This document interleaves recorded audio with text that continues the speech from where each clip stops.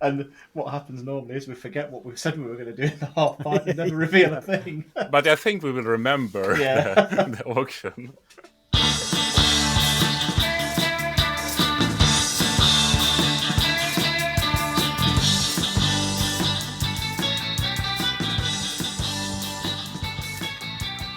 No, I got outbid.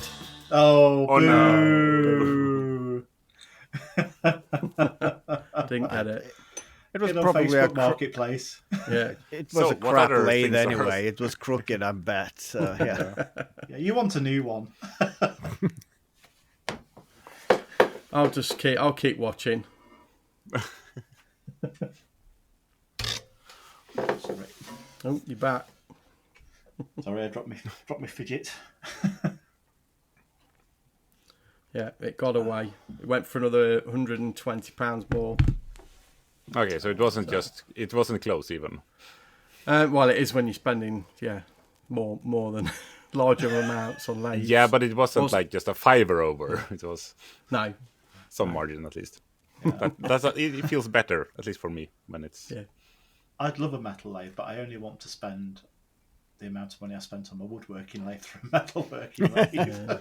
Don't you want something with a little better tolerances and not as beat up as your wood lathe? I don't know what you're talking about. I mean, it has charm. KJ, we're going to fall out in a minute.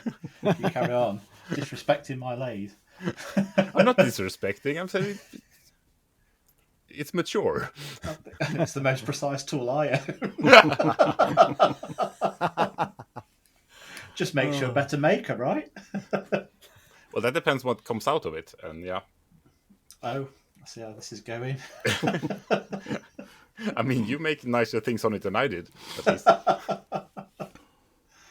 I'm going to put that in a frame on this wall in a minute for all to see. Oh dear. Should we go on? No, I was going to say about I sort of sometimes you just come across these tools. They just happen. They fall in your lap sometimes. That was what happened with the lathe I got. It was a wood lathe, SIPS one, so it's a good metre and a half. I think it's 800 between centres. So it's a big lathe, and it's got a swivel head. You could do big bowls on it, etc. But it was a guy at work. His friend's dad had passed away, and he inherited the lot, and he just wanted rid. So it was really affordable for what he was selling, and I think he even threw it. There was about £100 worth of kit with it as well. Fantastic. So it just worked out really well.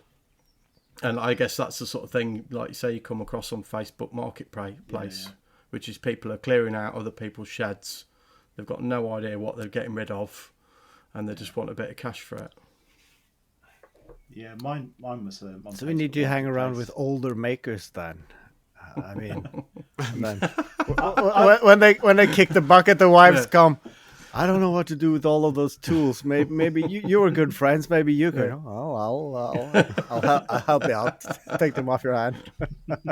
So that's why you start those men's sheds and that sort of thing. Start a community for older blokes. Just to be able to cash in. Good tip there. I'll join a men's shed. I think I've got one down the road. Just add a bit of grey to your beard and claim that you're 10 years old. There's enough in there. It is.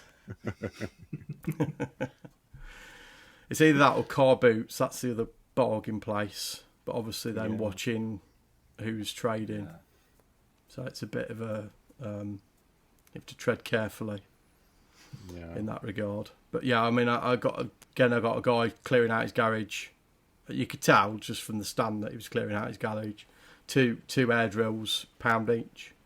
Wow. I think one of the trucks are slightly seized. I managed to free it up. But other than that, it was 2 working air drills. So bargains are to be had at car boots. Yeah, our car boots are seldom that good. I mean, it's probably 1 or 2 persons selling tools, but the rest is just junk. Yeah, as long as you're watching the police try and shut down all these traders that are complaining a lot, and I understand completely why, because like you say, they get their vans done over, and then the next thing you know, all the drills power tools and everything else are all there being sold off. So I tend to avoid power tools in general because, like you say, you can't really vouch for where they're coming from. But than that, hand tools I'll eye up and see. And I think you can tell from the stands most of the time. Yeah. I think I'd struggle to walk away from some Festool on a car boot sale for a £5 a pop, though. Yeah, it is. I probably just wouldn't shout about it on Instagram afterwards. It is tempting, but it's not fair on those guys. But no. I think the police are taking a more severe line on that now, which is good. And the lads now, I think, a lot are marking up the tools correctly to ensure that they're easily traceable. I think it's Festool's a lot. I doubt you'll see Festool on that sort of thing. No. I believe, because I think if you register your Festool numbers as your tools and they get stolen, you tell them, they then are registered on their log as stolen. Yeah. So if police then acquire Festool kit, they can see if it has been stolen or not. Yeah, it's only been once I've seen someone actually had some Festool and some Makita, but they were priced as they should be. Yeah. So I thought, okay, this is a young car boot sale. Who is gonna buy this stuff at the proper price at this? Yeah. So yeah. Yeah, there was a guy trying to sell brick tool spanners, and again he wanted the correct price for them. People didn't want to spend that much. Yeah. I guess if you want to spend that much, you go eBay shopping instead. Yeah. Yeah. I mean, a car boot should be just. I don't want to go to the tip with all of this. Can you help me throw it away in your garage instead? Should we have a little change of subject and talk about Haavard's cooking channel? Norwegian cooking. Yeah. Or not cooking, as the case may be. I was going to say the continental breakfast, but... Sous vide egg. Yeah. Well, I had a lot of fun making the video and making the cooking, but yeah, I could not stomach myself to eat it. I was thinking it would be for a good video, just taking one bite, but it's like bird flu is a real thing. Like, no, it's not.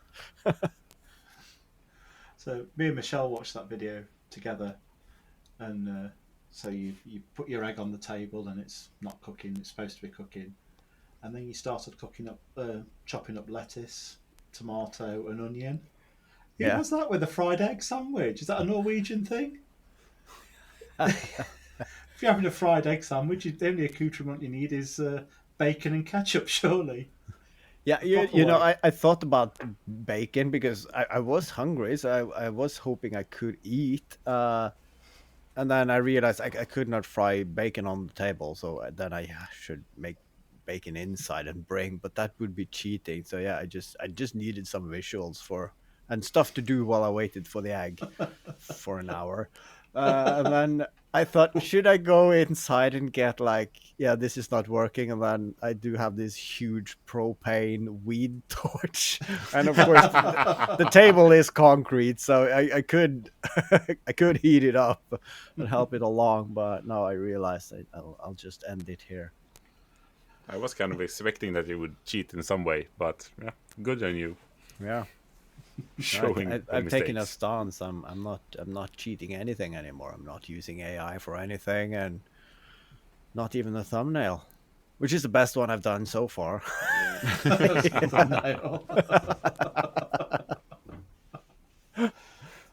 it's a good video. Shame it didn't work, but I think that's just just how it goes for your cooking channel, isn't it? But that being said, though, I can make cream. Yeah. Yeah, that works. So I have 50% success rate. That's good in my book. Just not as quick as if you'd not messed with the machine in the first place. Yeah. We could always upsize it to a V8 on the engine. Yeah, and I mean the benefit is you can bring it with you camping. I mean you can't do that with the original one without an extension cord. Yeah. Very true. Can you put a hot plate on the two-stroke to get the heat from the engine to cook on? You know, Build out from this. I'm pretty sure you could, because I'm not sure if you remember this. Last summer, my weed whacker just broke down, and of course, I found out that it's the pulse spark generator thingamabog that broke. So I bought a new one at half the price of a new weed whacker because I'm a maker, and it didn't fit. So I had to cut the plastic and everything. And I got it running again, and then, of course, the season was over. I brought it out 2 days ago, started cutting the grass, and then after like 5 minutes, it just stopped on me, and it was sizzling hot. I'm like, that's weird. Could not start it again, so I put it away. And then half an hour later, it started again, so I did another 10-15 minutes of weed whacking, and then I realized that it got hot, so I just put it away before it seized up. But I realized that cutting away the plastic to fit the new spark generator in, that fucks with the airflow, because the small flywheel actually has a shape that induces airflow to keep the engine cool. I did not think about that when I chopped it up, so now I have to 3D print that missing part of the cover like a Frankenstein. But yeah, I'm pretty sure I could cook bacon on that engine after 5 minutes. So having a two-stroke hot plate, that should be doable. What you should do is making it water cooled and boil coffee with it, so you have some coffee when you're done with the trimming. Yeah, we talked about that on the two-stroke coffee grinder. If you could use the heat to boil water as well to make it a one machine does all. I think the next logical step has to be a chicken on the flamethrower de-icer windscreen thing, doesn't it? Yeah. That is. When you said chicken, I thought you just put a chicken over the end of the weed whacker and have it cooked from the inside. No, this way you can put it on the windscreen wiper of the car. I think it's just the wings, perhaps. That's awesome, because you can flip those upright, and then you can just impale 2 chickens on it, and then you can just flame. Yeah, that's weird. Now we're talking. Shish kebab on the windscreen wipers. That could be doable. How was your car? Yeah, that's. How many miles are left on it? That's the thing, though, because I am working on my next project, and it's coming along well, and it's the Super Soaker. And I filmed the intro, and I now just have to 3D print all the parts and start assembling it before I do the welding on the tanks. And of course, I did go a bit back and forth which model I should emulate, and then I ended up with like the one with the tanks on the backpack is best, because you get the fire extinguisher vertical, so you don't have to think as much about finding a good pickup point for the water. And then I started realizing that Super Soaker with the tanks on the back, it looks like a flamethrower.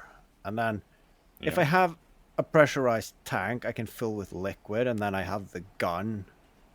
I mean, it's the next logical step, isn't it? I do have the high voltage spark generator, so it was just to make an extra attachment on the tip, and I could just fill it with petrol.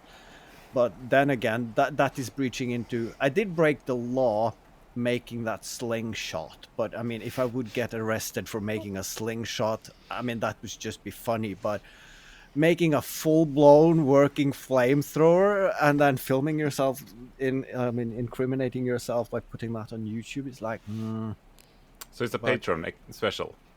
Yeah, but then again, I mean, it's not a flamethrower. It's a weed burner, or even better, it's a rotisserie chicken accessory. I mean, then it's not a flamethrower, obviously. So it's don't know where they got that idea. I think you've got a visitor there in the background, Martin. We've spotted you. You have to wave at everyone.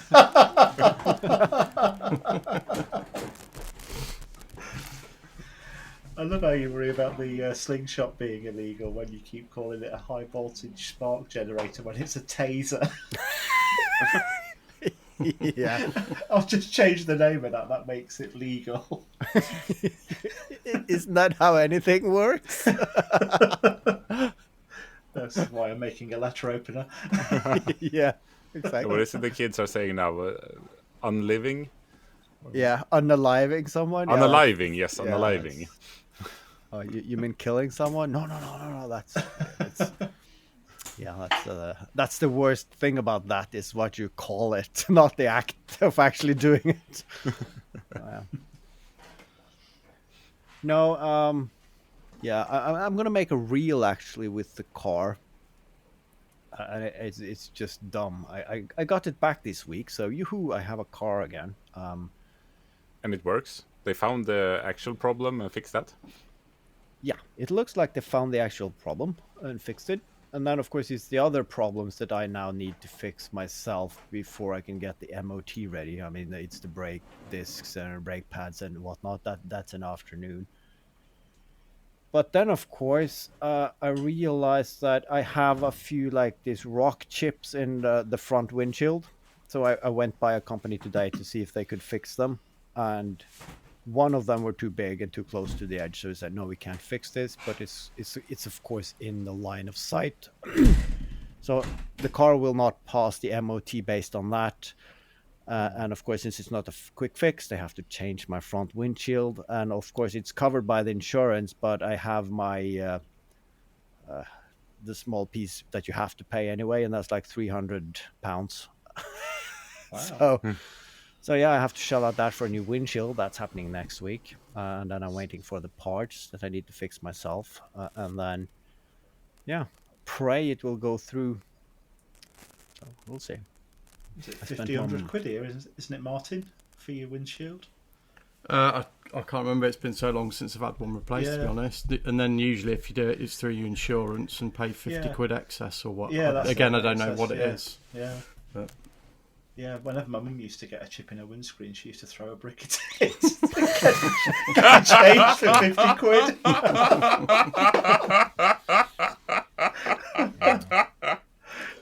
Look what them young buggers have done this time. That sounds like fun. Yeah. It's talking about broken windscreens. The guy I sold a kayak on eBay, and it's a big, these 2.1 ones, the big family ones, and a guy showed up in his T5 to pick it up, camper van. And so he went, I won't put it on the roof bars, I'll try it I'll see if I can fit it inside. And he snugged it right up to the windscreen and says, look mate, it's touching. And he's like, it'll go. And like I say, just it was about an inch, I think. It just gave it a bit of a nudge on his boot. I was like, crap, straight across the windscreen. He's like, don't worry, I'll just claim it on the insurance. He was really laid back about it. We did that to a Mercedes at a garden centre. I worked out with a garden bench once. The guy was saying, just give it another push. And we were pushing it, crack. Straight through the windscreen. I hear the tales of your inventions then gives me more ideas. I'm thinking, have you got that bagpipe guitar going? Or is that an ongoing project? That it's an ongoing project. The question is for how long. I fitted the pipes. I got that far. I got all the electronics.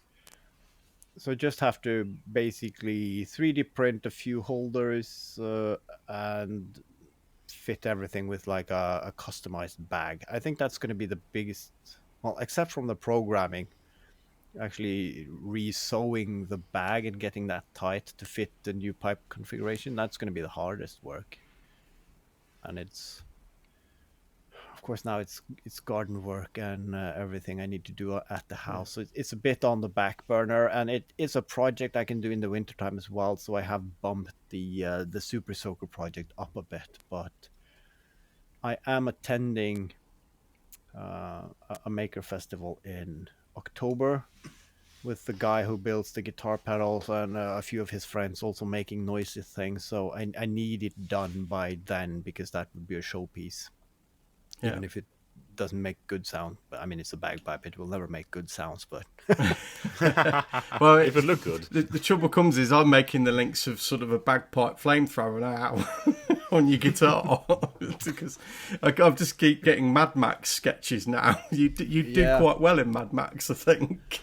It is survival instinct. That's been done though. It is. I think it's a guy in.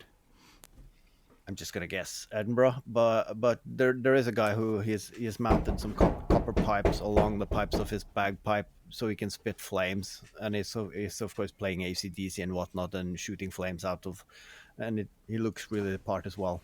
So it's been done before, so I know it works. One sec, my lad's banging at the door for his to get in. Yeah, bring him on as a guest. Yeah. You're now live on. What are we live on again? Yeah. live on tape or Live from Leicester. Oh, that reminds me of Red Dwarf, the series. That's fucking brilliant. And, yeah, had a guy called Lester. Okay. Yeah. I wondered where that came from.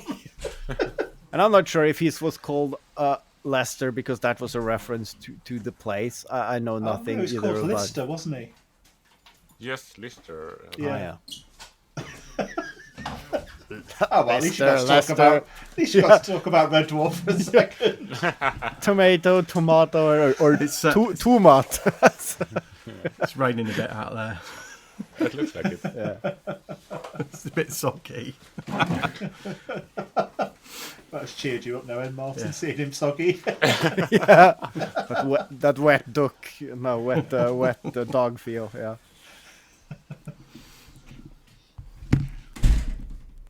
Oh, he's gone. Was that dropping off a bike or something? No, he's coming home on his bike. Right.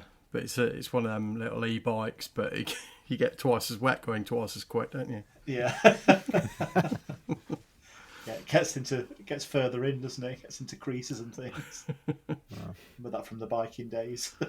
Oh yeah, I had a motorbike when I was a teenager. Like you say, you knew when it was cold when your thumbs went numb because you couldn't feel them on the front of the handlebars. I went. I think it was in 2007. I went to Roskilde, which is a rock festival in Denmark, and I drove my motorbike down. And the year before was brilliant, so of course, high on that, I went down, got the tent up, and it started raining, and it was raining, and it was raining. I woke up the next day, I was floating on my inflatable mattress inside the tent, and there was just mud everywhere. And at some point, fuck it. It's not worth it. The lineup isn't that good. I've seen most of the bands before. I'm going home. And then, of course, finding my motorbike on the side because the ground has turned to mush. So it slowly just pushed the stand down into the mud. So it hadn't broken anything. It just slowly laid on its side like a dying cow. So I got it up and started driving and drove in one straight. And I was so cold at some point. You have to stop at the side of the road to put your hands on the exhaust to warm them. And then, of course, at some point, I mean, being a motorbike, you have to stop fairly often to fill it. And for the last 6 stops filling, I did not bother to take my gloves off before I was so soaking wet. And when you pull them off, you pull the inner lining and you spend like half an hour trying to poke everything back again. So like at some point I said, fuck it, I can't get any wetter now. So I just, yeah, I remember that trip until the day I die, I think. I think one of the cleverest bits of design I ever saw was from my motorbiking days, and that's I had a pair of gloves on the thumb on the right hand, had a little piece of windscreen wiper on it so you could wipe your visor as you were riding along. I just thought that was genius. It worked really well. And that's the thing though, as a kid, you laugh at certain things, and now getting a bit older, it makes perfect sense, like the heat in the seat, the heat in the handlebar, and now you also get these fur lined things that go on the handle, so you just stick your hands in and are really warm and they protect you. I mean, it looks dumb, but it makes so much sense. So it's like, yeah, that. So I had a heated pair of handlebar grips catch fire though once when I was driving to work, so never trusted them after that. That's a bit too much excitement. Yeah, smoke billowing out from under your hands. What the hell? That must have looked really cool. But that's the thing though. I had an old jacket that followed the first motorbike I ever bought. He just sold the bike and the kit and everything, and it turns out he was my size. So yeah, you want the clothes as well? Yeah, yes, please. And then I thought, what if I line that jacket with, I just sew in tubes, and then I have the two ends of that tube sticking out with quick connectors, and I fill that with engine coolant, and then I make two quick connections so that pipe in my jacket is a part of the coolant loop of the bike. So you just get on and you just two quick connectors like tick tick, and it just, of course you need a valve to adjust if it gets too hot, but I think that's I still think that's a good idea. That would be cool to try.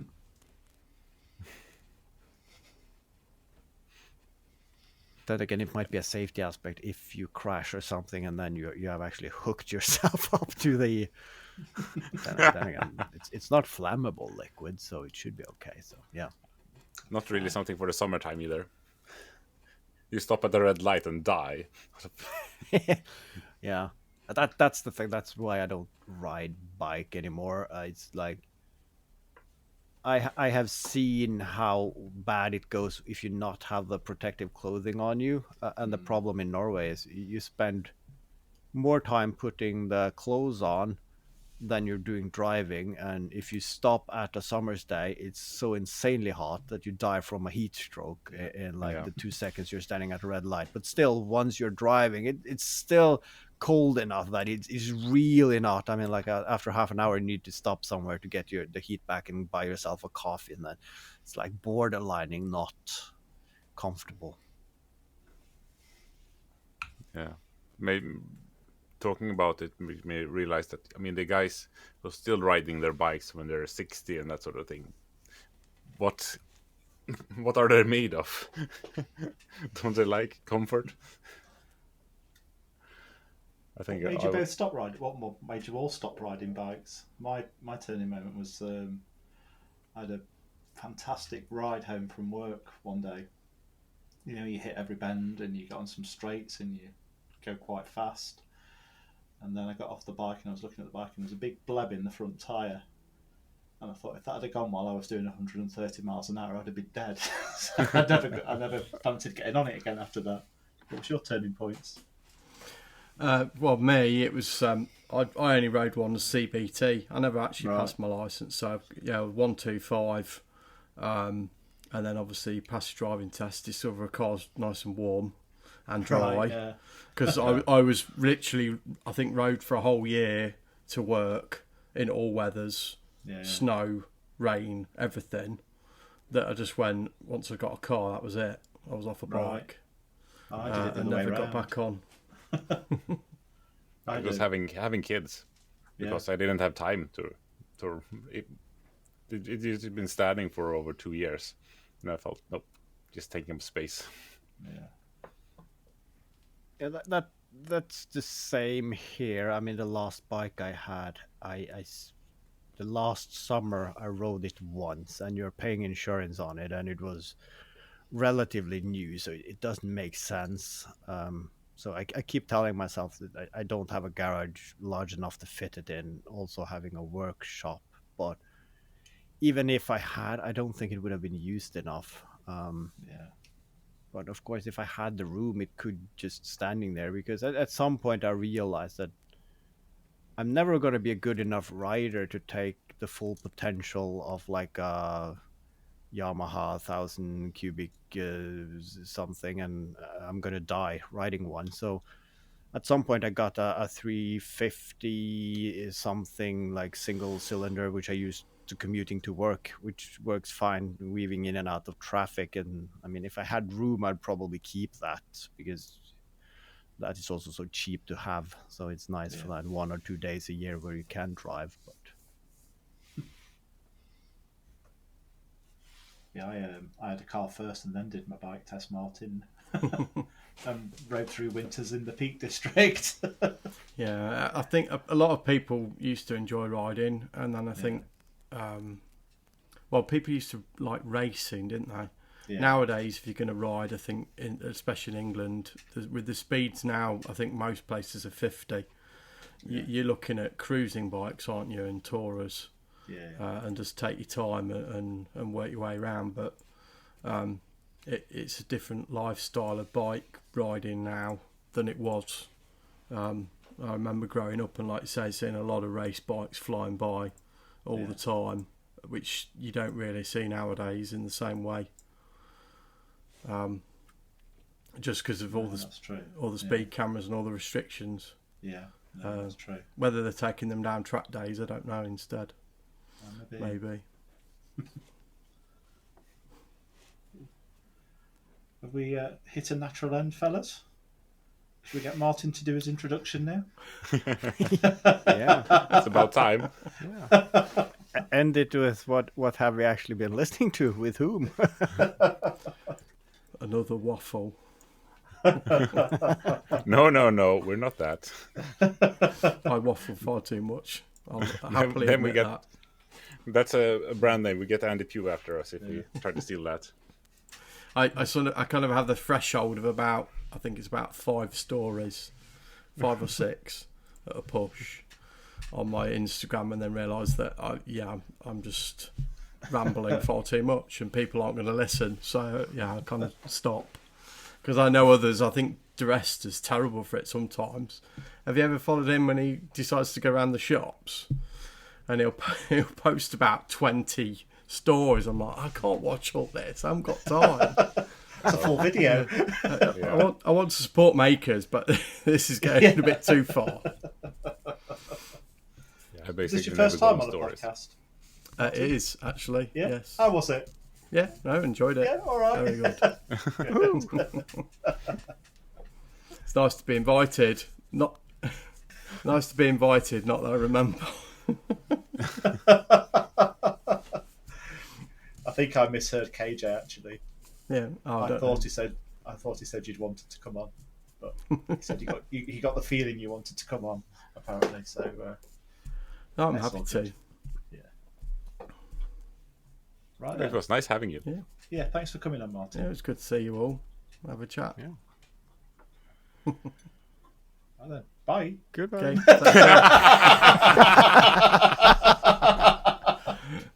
Oh. Come on, if the host's not going to do a proper ending, let's just get out of here. Yeah. Nailing the end game every time. Bye. Bye.